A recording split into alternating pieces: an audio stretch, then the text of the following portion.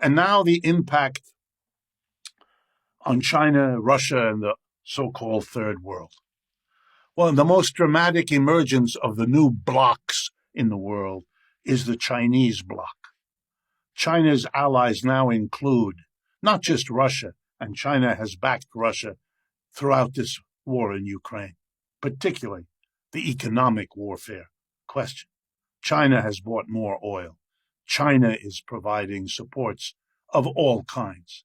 But the Chinese have their own objectives, and those include building a new global system with multiple blocks, one of which is grouped around China.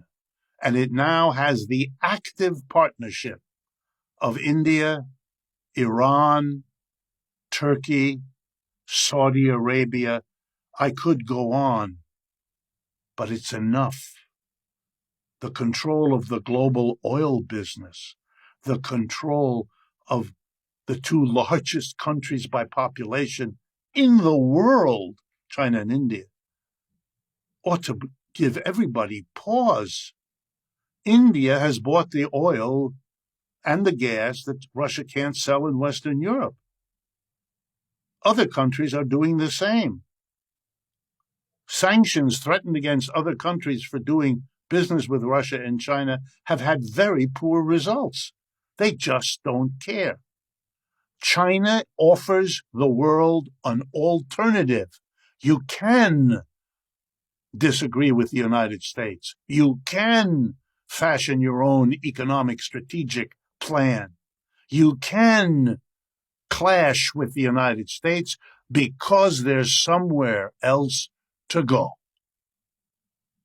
China, India, Turkey, Iran, Saudi Arabia, and the growing allies, the BRICS group, and the new members of that coming down the pike.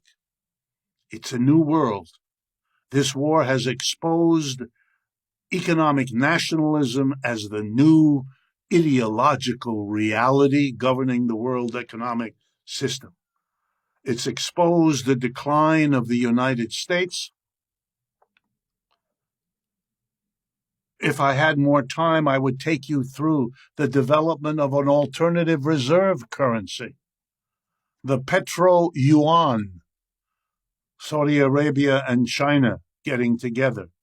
They're developing their own alternative to the SWIFT system, a global payment system, a global currency system that simply does an end run around the United States.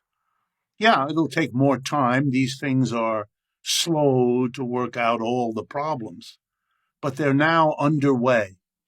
And the longer and the worse that the war in the Ukraine gets, the more determined the opponents of the United States' shrinking position will be.